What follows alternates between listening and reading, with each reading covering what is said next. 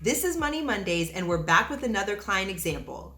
This time, I'm going to show you how I helped a teacher making $44,000 a year free up 20% of their income for their short-term and long-term savings goals. You don't want to miss it. This client came to me looking for some help creating a budget. Up until this point, they had simply been spending the money that was coming into their checking account. They realized that they have some short-term and long-term savings goals, as well as a desire to pay off their debt, and they wanted some help finding areas in their spending that they could free up some money in order to allocate to these goals. So I sat down with this client, we analyzed the last 3 months of their spending habits, and we were able to create a budget and find over $760 or over 20% of their monthly income that we could allocate towards their financial goals. This client is 27 years old, intends to retire at age 65, and is currently making over $3,700 a month or $44,800 per year. After analyzing my client's current financials, I realized that they were in a pretty good spot to start with. First of all, my client is a teacher and has been for some years now, which means that they're already vested in their teacher's retirement system. Teachers have to invest in a pension plan. They don't have an option of whether or not to invest, and they don't get to choose how much to invest. So roughly about 7% of a teacher's salary is put into a pension plan every single year. Now, if a teacher continues to work as a teacher up until retirement or for a certain number of years, then they're able to lock in a certain percentage of their income as retirement income for the rest of their life. So knowing that my client already has this in place, I asked some questions to find out what they were interested in accomplishing and how I could help. Even though my client intends on teaching until they retire, they still wanted to begin investing in an individual retirement account so that they would have their own savings that they could control. In addition to beginning retirement savings, my client also wants to save for a house that they plan on purchasing in the next 18 to 24 months, as well as continuing to pay down their credit card and student loan debt. Taking a look at their short-term savings, my client currently has about $18,000 saved. This savings is in a savings account, and they weren't sure whether to apply all of this money to their goal for saving for a house or what else they should do with it. Now, because my client does not also have an emergency fund saved up, I explained the importance of fully funding at least 3 months of an emergency fund and then allocating any extra money to their housing savings goal. So we were able to do so by setting aside a little over $11,000 towards 3 months of an emergency fund, and that left nearly $6,800 to apply towards their housing savings goal. To finish out the goal setting session, it was time to put some numbers to these goals. My client determined that they wanted to retire at age 65, and they decided that they would like to live on $45,000 a year. That would give them a financial independence number, or FIN number, of $1.125 million. Remember, take a look at my Rule of 72 video to remember how I calculated that FIN number. Now, I want to accommodate for inflation, so taking into consideration an inflation rate of 2% per year, that would mean that my client would need almost $2.4 million by the time they are 65, which is 38 years from now. Knowing that my client also has their teacher's pension, I created a minimum savings goal for their retirement plan. I basically cut their retirement savings in half so that they could have a range in which they could save to either supplement their pension or fully fund their retirement. The minimum amount that they would invest would give them half of their retirement goal, which is $22,500 per year at age 65. And accounting for inflation, that would mean a savings goal of almost $1.2 million. My client also wants to save for a house that they intend on purchasing in the next 18 to 24 months. Based on my client's city and the housing market, we felt that saving for a $300,000 home was going to be more than acceptable for their first-time home. Now, there's different types of mortgage options. And so again, I wanted to create a savings range for my client so that they could explore different options. On the higher end, if my client planned for a conventional mortgage, they would need to be able to put up 20% of the housing costs down, in addition to closing costs. Based on my research, that would mean saving approximately $68,000 for a $300,000 home. On the less expensive end, you can get an FHA loan, which is a federally backed loan, and put down as little as 3.5%. 3.5% plus closing costs would mean that my client would need to save approximately $13,000. With our minimum and maximum savings goals determined, we were able to calculate a minimum and maximum monthly savings range of roughly $500 up to almost $3,000. Now, considering that my client makes $3,700 a month, we knew that being able to achieve the full $3,000 maximum savings goal was not going to be feasible. However, if we could get over the $500 mark, then we knew that we could at least achieve the minimum savings goals or something in between. Like I said earlier, in order to create a budget, I used the same method that I explained to you in my How to Make a Budget video.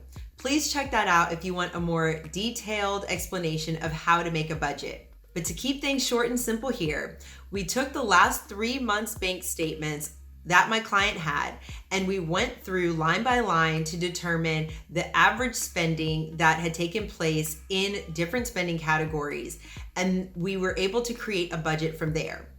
Going through this process helped my client to see 2 major areas where they felt that they could cut back significantly.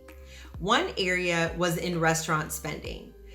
Over the last 3 months, my client was averaging about $500 a month just in restaurants, and another $280 a month in grocery spending. Additionally, my client was spending over $180 a month on Amazon purchases. My client decided that they could definitely bring down their spending at restaurants or delivery, as well as their Amazon purchases. Between those 2 sections alone, my client was able to free up over $400 to allocate towards their savings goals. Overall, my client cut back in these following areas in order to be able to free up over $760 or over 20% of their income in order to find money to save for their retirement and their short-term savings goals. As you can see, of that $760, the majority of it came just from cutting back on restaurant spending and Amazon purchase spending. Now, you may have noticed that debt was one of the areas that they were choosing to cut back. Prior to creating the budget, my client was doing the divide and conquer method.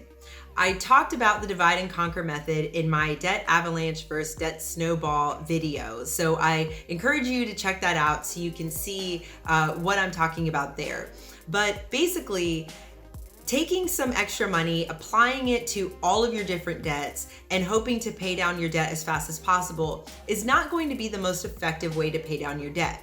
So what we did was we took the roughly $200 or so that they were applying towards their debt.